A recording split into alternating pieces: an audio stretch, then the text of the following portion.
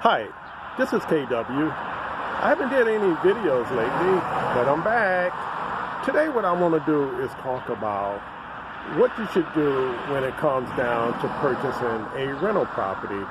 And what you want to do is get something pretty much in decent shape so you don't have to put a lot of money into it. What you want to do is you want to make sure that the area is halfway decent, because you put yourself in the situation as you shouldn't buy anything unless you live there yourself for the most part. I mean, that's how you should look at it. If you get something in a really bad area, it'll probably be harder for you to rent out. So let's get started. So if let's say you bought a house, what you want to do is you want to make sure that the roof is halfway decent on the house, because that's very important, because the roof is a big ticket item. You want to make sure your windows are decent, because windows can be very expensive too. So you want to make sure the roof is good, the windows are good. You want to make sure that the furnace is working properly. You want to make sure that the hot water heater is working, because these are all the things that'll cost you some money. And then from there, you want to make sure that the inside doesn't require a lot of work. You don't want to do a gut rehab if you don't have the experience putting it back together. So for instance, in this house that I just purchased, this house had a good roof, good windows, the furnace is in good shape, hot water tank is in good shape, and all I really had to do was just decorate. That's all. And that's really all you want to do. You want to just, if you can, get into a property where it doesn't cost a whole lot of money, it's close to transportation, and hopefully you got something that got some type of parking, preferably a garage if you can. So in this particular house, all I did was I put new mini blinds throughout. I took down the old paneling that was in the living room, and then I refinished the walls, sanding them, primed them, and then painted them. And then I put new outlets, switches throughout with fresh cover plates, because that's very important. It's good and it shows well when you do that. In the dining room, I took down the old light fixture, and then I put up a fairly modern fixture. You can go to Home Depot, Menards, and get this stuff for cheap. So that's not going to really set you back. And then you can go to Home Depot, you can get a floor sander, you can do the floors yourself. And it's real easy. All you have to do is just get the 3 different grits of sandpaper, which is I believe the 80 grit, and then you get the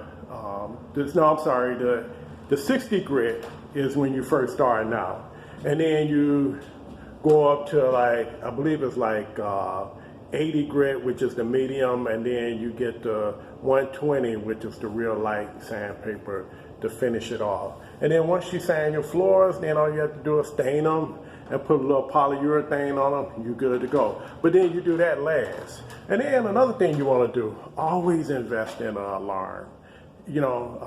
I got Safe Security, Simply Safe, and it's real reasonable, real easy to install, and it does the trick for me. Because you don't want to the last thing you want to do is not have your investment protected while you're at home. Because the last time I did that, I called myself saving money, and some kids broke into the rental property, and they was in the basement stealing all my copper pipe. They made a big mess. Thank goodness I knew how to sweat pipe and put all the plumbing back. Other than that, that could have been very expensive. I could have saved myself a lot of money and time had I put an alarm system on the property, which I did after that. After the fact, I put alarm system on the property. So, again, get something that you can afford, number one. You don't want to get something super expensive that you're going to struggle paying the mortgage on. And it really helps if you can get something that you can put a bigger down payment on. And then now if you got a mortgage, you got a small mortgage. Or if you can pay cash, in my opinion, You know, I hear all the experts say never pay cash and never do this, never do that. I'm just giving it to you from a blue collar worker that, you know, if you don't have a whole lot of money, this is what you would do. So if you can buy a property, again, recap, if it's got a fairly decent roof, your windows are good, hot water tank is good, the furnace is good, and then you look at the structure on the outside, make sure you don't have any major issues with that, as far as cracked bricks and things like that, then you're good to go. Me personally, I really don't buy frame because frame can have its own issues. You can have root rot, termite issues, all kind of things. So with me, I like brick. Brick is the way to go. So, you know, I'm gonna just give you a look around and you know, and you kind of get an idea of what I did. So far, I've been working on this house for the last about 3.5 months. Not a long time, and I've been taking my time. You know, not in a big hurry, and it's gonna work out. So let's take a look around. Okay, so here is the living room, and I'm gonna put a ceiling fan up in the living room, and then I already put up, replaced the light fixture in the dining room. And as you can see, all I did was just really refinish the walls and painted them. And then look at the wood floors. You know, I'm still working on them, but as you can see, you know, it's gonna be really nice once I finish sanding and staining. And then like I was telling you, I put, you know, new switches and outlets throughout. And then here goes the alarm. And then the bathroom, I'm still working on the bathroom. And I'm gonna put a floating floor in the bathroom. And then in here, all I did was just paint, refinish the floors, and clean the ceiling fan, mini blinds, and this room is ready to go. Same as this bedroom. Same thing, all I did was walls, floors, clean the ceiling fan, mini blinds. And then the kitchen is where I kind of spent a little time. But again, you know, if you don't have a whole lot of money to work with, you know, all you have to do is just prime the cabinets and then paint them.